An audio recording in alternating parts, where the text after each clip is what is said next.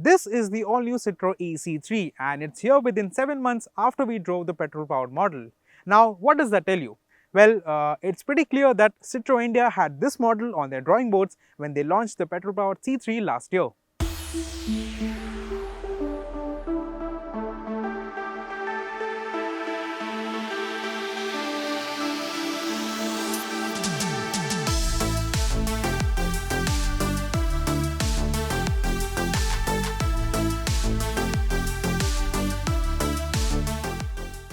It's 2023 now and we have this electric version with us and one very important question to answer. So is this electric version really a better city car than its genesis, which is of course the petrol powered model? Now when you look at the battery size and the claimed range, it looks like a clear winner. But there are a couple of areas where Citroen India seems to have missed their mark. But before we get to the hits and misses, let me quickly run you through the design of this car, which as you can see is not at all different from the petrol powered model. Now the only change that I can see is this charging port on the front fender and some e-badging on the front door and the tailgate.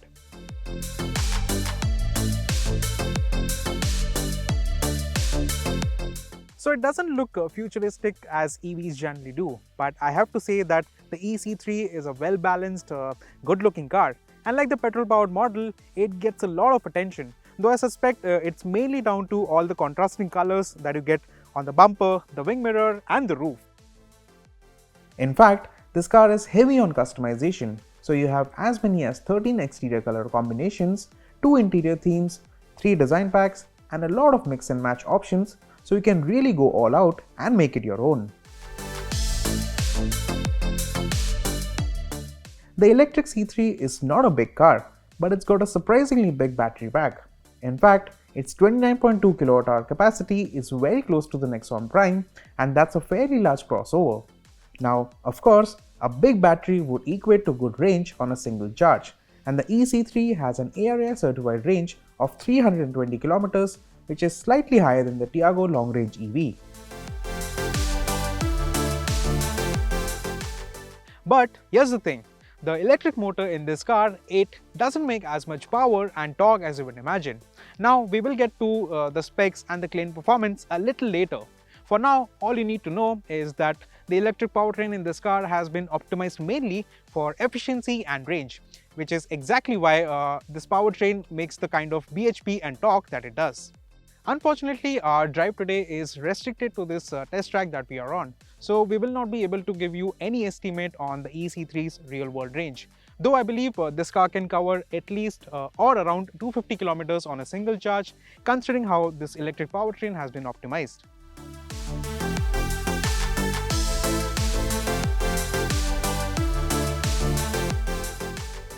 And before you ask, the eC3 also supports DC fast charging, which can charge up the battery from 10 to 80% in 57 minutes.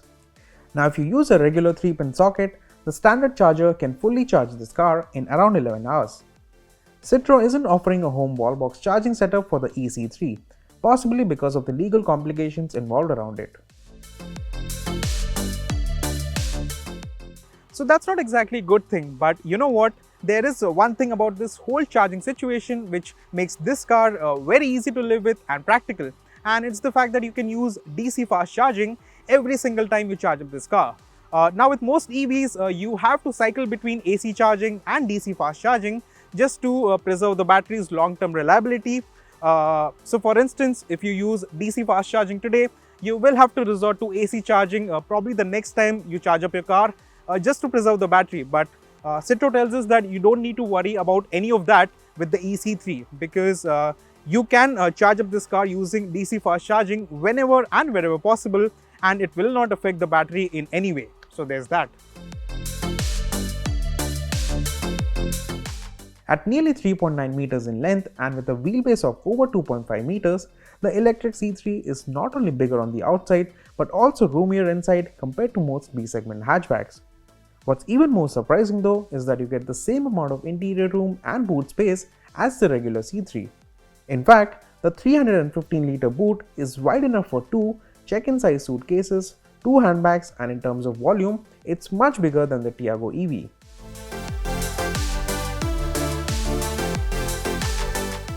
Citroen tells us that the C3 platform was designed for both internal combustion engine and electric power. And during the briefing last night, I remember they kept saying that the similarity in the interior volume and the boot space is not by chance but by design. Clearly, I don't have any less headroom or shoulder room, though unfortunately the floor on this car is set quite a bit higher compared to the petrol-powered C3. Now as you can see, I am seated comfortably, but my knees are facing slightly upwards and it's not exactly comfortable. The ground clearance on the electric C3 is around 10mm lower than the standard C3 because of the battery pack positioned across the wheelbase. Nonetheless, it offers a surprisingly comfortable ride for the most part. Like the petrol model, the suspension is set up on the softer side and it will absorb road anomalies like bumps, rumblers and potholes with the sort of plushness that you will find in a big heavy car. And now with the electric motor working silently under the hood, there is a new layer of refinement to this car's ride quality. I mean, in everyday driving conditions, driving around in this car would be a lot calmer compared to the petrol-powered C3, simply because there is no noisy petrol engine buzzing under the hood. Fortunately, the suspension on this car is also very silent, and unless you go through a bad patch of road, you won't even hear it working. So in many ways, the eC3 rides exactly like the C3, except the fact that it doesn't make any noise, and driving around in this car would be a lot more comfortable. The C3, as we know, lacks quite a few essential features that are now standard across B-segment hatchbacks, and things are pretty much the same with this electric version, which is going to be significantly more expensive. Although you get a wide 10-inch infotainment system with wireless Android Auto and Apple CarPlay, height adjustment for the driver's seat, and one-touch auto down for all 4 power windows, it lacks basic features that you would expect in 2023. There are a lot of feel-good features that are missing in this car. So for instance, you don't get LED headlights, electric mirrors, alloy wheels, rear wiper with defogger, split folding rear seats, and small things that you will find useful while you drive every day. All that being said, I do like this main infotainment display. It is quick to respond and the UI is sleek and modern. Oh, and one more thing, I appreciate Citroen for giving this car wireless Android Auto and Apple CarPlay, because that's something that's missing in every other car at this price point. I just wish there was one more variant which offered some of the missing features, because as I see it, a lot of EV buyers, even those who are looking to get a small inexpensive EV to run around, they are not bound by strict budget, and for their money's worth they would want to have some of the new age features to match the technology that's under the hood. First of all, the front axle mounted electric motor on the eC3 doesn't make a whole lot of power. In fact, it makes around 57 horsepower and 143 Nm of peak torque. Secondly, with such a big battery pack, this car weighs a lot more than the standard C3, and to give you some context, it weighs exactly 281 kilos more than the C3 Turbo. So what does all of that translate onto the road? Well, performance is quite adequate in standard mode, and there is some level of zippiness up until 50 kmph or so, after which the power slowly fades away and then it's a journey to get to its top speed of 107 kmph. The eC3 then is not electrifying with the way it picks up speed. Now even though you will be able to keep up with traffic in city conditions, performance overall is quite restricted.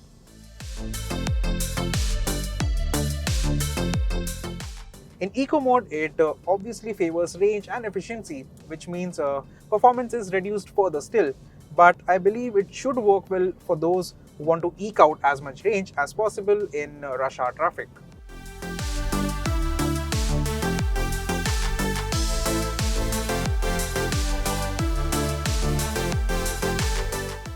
Now, I'm not saying that the eC3 is very slow or just plain unusable. It is of course usable, especially in city driving conditions, but on the highway it's a slightly different story. Speaking of which, its highway capability might be restricted because of its top speed, which by the way is rated at 107 kmph. So that's something to keep in mind before you take this car on longish trips. Prices for the eC3 will be announced next month and bookings for the same will begin by the time you watch this video. Now if we take a look at the price difference between the Tiago Petrol and the Tiago EV, the electric version is roughly 3 lakhs more expensive. And by that estimate, the Citroen eC3 is likely to be priced at least a couple of lakhs more than the turbo petrol variant. Let us know in the comments if you think that would be an acceptable premium for the all-new electric C3.